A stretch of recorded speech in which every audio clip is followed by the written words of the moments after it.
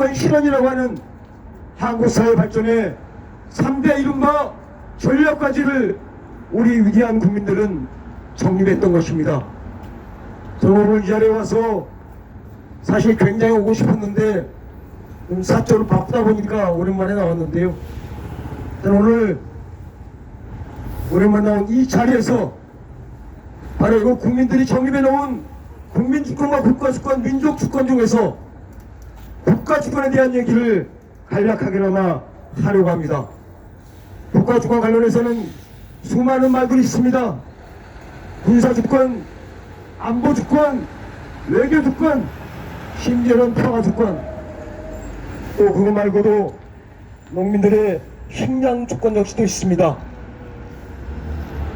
모두 아시는 것처럼 국민주권이 국민과 국가 권력 간의 문제라고 한다면 국가주권은 나라와 나라 사이의 주권의 문제 아니겠습니까?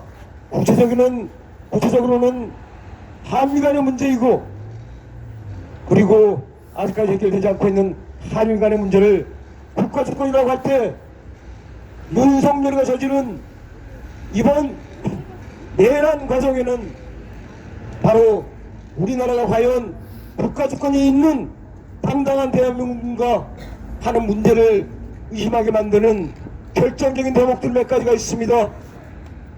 12월 3일 국회에 진입한 계엄군들이 주로는 헬기를 통해서 이동을 했습니다. 이 헬기는 서방에 떠서 국회까지 가는 동안 거쳐야 할 관문이 있습니다. 바로 용산 대통령실이죠. 용산 대통령실 반경 3.7km는 그 누구도 함부로 통과할 수 없는 곳입니다. 공군작전사령부가 공작서가 바로 정찰 정보권을 행사하는 걸로 되어 있습니다.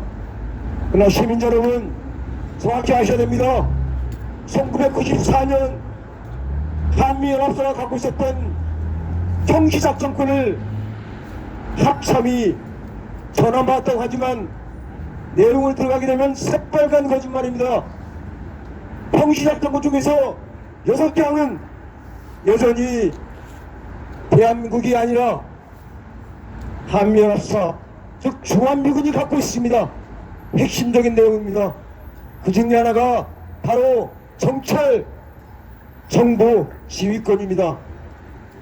이 평시작전권은 여전히 미국이 갖고 있기 때문에 헬기가 그 영공을 통과하라고 한다면은 바로 공작사가 아니라 주한미군 사령관의 승인을 받아야 됩니다. 그때 사령관 누구였습니까? 폴 로케베라.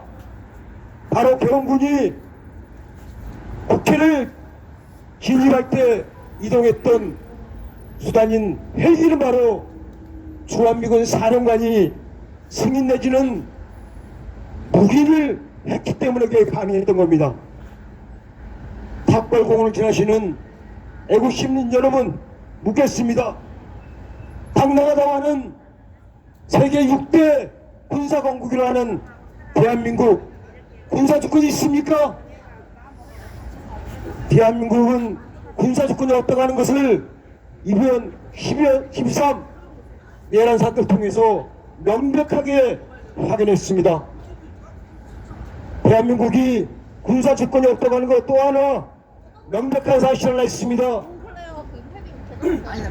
작년 10월달 이른바 김영애 국방부 장관이 지시해서 작전했다고 하는 평양 무인기 침투 사건,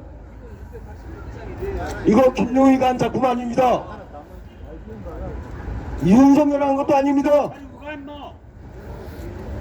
바로 군사분계선 영공을 통과하는 데는 결제 승인권자는 누굽니까? 바로 유엔 사령관 폴 로케베라입니다.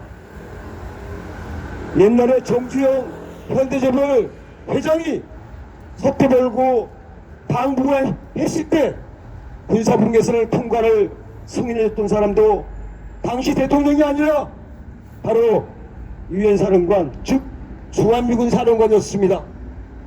그렇다고 한다면 대한민국 대통령 가장 처음으로 방북을 했던 김대중의 38사 통과는 누가 허락했겠습니까? 노무현의 방북을 누가 허락했겠습니까?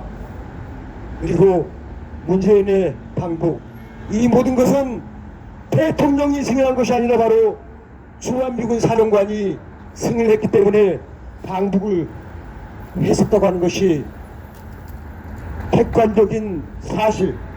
제가 너무 싫어하는 영어를 시작한다면 바로 팩트입니다.